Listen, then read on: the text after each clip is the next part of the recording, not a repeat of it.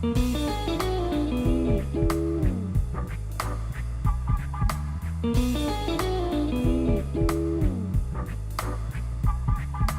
it going there, everybody? It's Mr. Sand over here bringing you guys my first anime review of 2017. And for 2017, folks, we're going to be talking about is Blue Exorcist. Yes, folks, we're finally going to get a Season 2 of Blue Exorcist. But before I jump into Season 2, I really do want to talk about Season 1 and give a small little recap and a review and my own opinion of what happened in Season 1. And also, in case you guys aren't even aware of what Blue Exorcist is about, let me tell you my own opinion as to how this anime is and what its negative aspects of it is. Of course, you know, we all have our own opinions, but by all means, guys, let me tell you how I think Blue Exorcist went.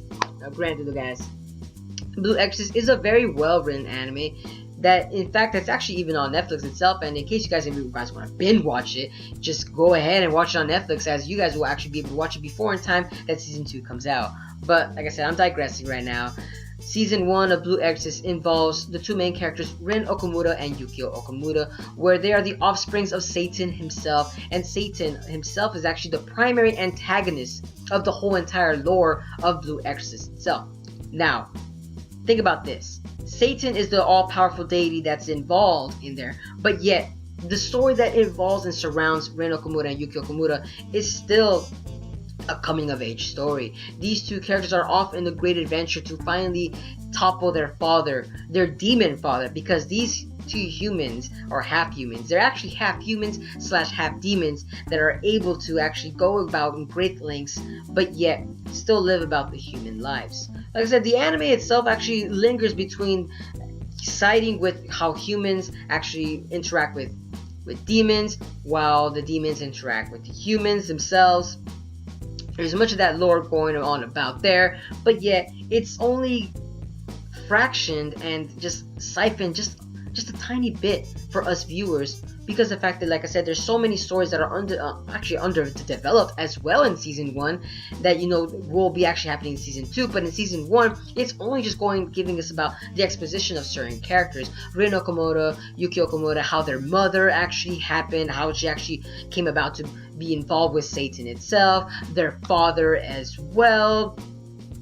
You know, there's just so many things that happen just about that it grasps its viewer very in a very positive manner, and that the viewer itself will actually want to keep watching every single episode itself. And that's not only due to the fact that, you know, we actually have an amazing soundtrack, amazing background, amazing imagery itself. You could tell the author actually went all out with this series, but yet it still was shrouded in mystery because of the fact that the anime was actually very close to the manga.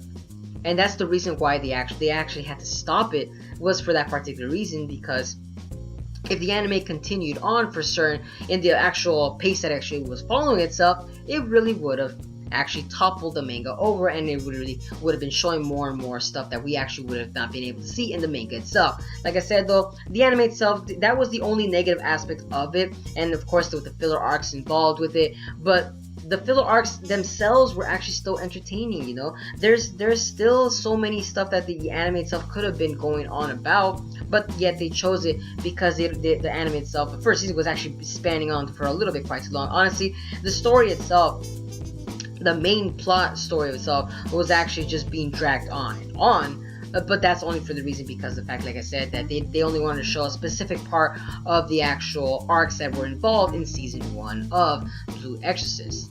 Now, granted, though, guys, like I said, though, if you guys are in love with demons, Satan, human beings fighting with guns, you know, of course, you guys are gonna love this anime because of the fact that it's still in the shonen category, but there's still a little bit of slice of life because the main characters themselves are still high school students. You know, you still get that traditional cliche main character where he wants to be the very best, but yet he is just as retarded and pretty dumbfounded within the learning capability of being a studious person. But that's due to the fact that because the opposite character, Yukio Okamura, his older brother or younger brother, forgot which one of the two, because after a while Yukio does act like an older brother.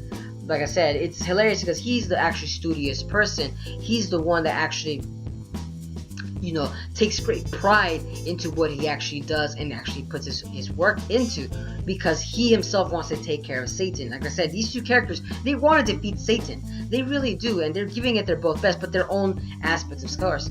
Rin Okamura does it in a way that he's just all about flashy strength, power, persistence, that cliche boundaries that, with my nakamas and friends backing me up, I will defeat it. While Yukio Okamura, actual character development in the first season, develops more as, he represents the individuality that he himself brought himself to the high astute as to how he became. Because remember, the anime itself actually shows that there are actually exorcists involved, and these exorcists also fight against Satan himself in this particular school called True Cross Academy, where it houses many of these famous exorcists, and their, you could say, godfather, or their father-in-law, their human father, Shiro Fujimoto. This character, the strongest exorcist that was available in the whole entire human world, but yet dies at the fact that the main character, Rin, practically kills him.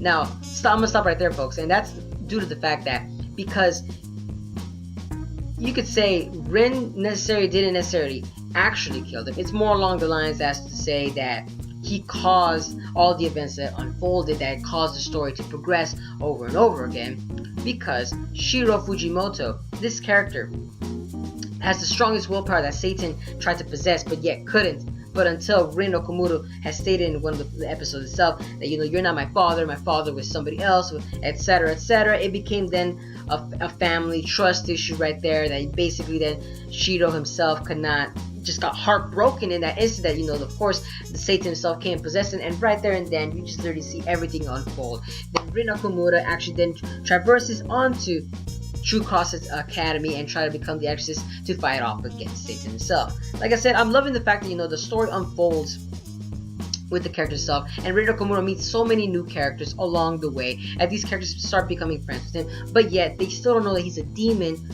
within. Yes, folks, Rin Okamura is still a demon, a half demon, you could say, but throughout the whole aspect of the story, it's kind of gives off that mysterious allure that, that they try to humanize Rin, because Rin is always seen as this masculine character, and he has these bashful attitude that, like a demon does, and Yukio has the more of the human, compassionate side. Like I said, the anime itself is entertaining to see how that goes when they're blending these two different worlds together to merge into one, and True Cross Academy is that bridge between those worlds where humans and demons can actually come about. But that's due to the fact that because Rin is the first demon that Mephisto, yes folks, let me say it again, Mephisto, yes, another important character that was involved with there, and he's the head chairman of the True Cross Academy, where they house actually exorcists. Mephisto himself is another, you could say, sibling of Satan himself, and yet he's actually helping the humans themselves. Like I said, if you guys are very, very in love with anime that involves demons siding with humans and humans fighting off against demons, and there's a lot of treachery and bribery involved, like you say, Blue Exorcist is one of those type of animes that you will definitely fall in love with. Now granted though, I give you guys, small glimpses of what the anime is just about, but like I said, let me know down in the comments below as to what are you guys' thoughts on Blue Exorcist itself. And like I said, Blue Exorcist itself, even though it still has a wide range of characters, I'm still loving the fact that all these characters that are involved throughout the whole entire arc, they are still able to be highlighted in a positive manner. You literally see Mephisto with his mysterious allure of why is he siding with the humans, what's his end goal, and throughout the whole entire arc itself, you always notice that Mephisto seems that he's doing his own thing, even though the humans still fear Mephisto because of the fact he's still a demon. Like I said, there's a boundary between these two worlds themselves, and it's very entertaining to see these two worlds interact with each other.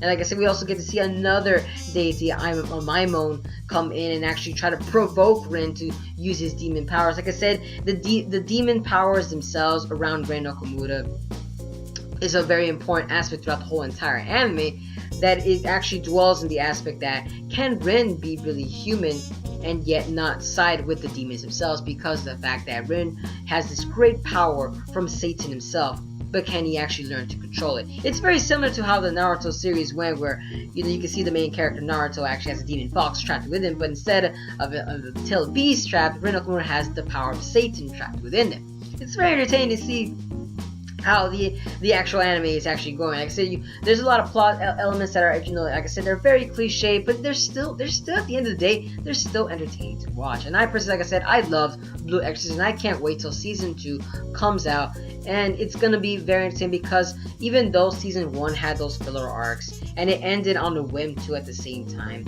but even with the filler arc, it still showed Yukio, the main character, turn to the dark side itself. It's sort of kind of like a Star Wars cliche right there, but we're gonna see how season 2 comes about. But like I said, season 1, still grade A, still worth to watch. And in case you guys are very familiar with the anime itself, you can still watch the manga, as it's still very entertaining, and the manga goes more in depth with the characters itself. And the anime itself is just a small aspect of what's more to come, guys. But like I said, guys, let me know down in the comments below as to what were your guys' favorite moments, who's your favorite character, and what do you guys think of season 2 is gonna happen? Do you guys think they're gonna showcase everything, or do you guys think they're gonna you could say censor some parts? Because in season 2, it's definitely gonna be very graphic in terms of what's gonna be happening right there.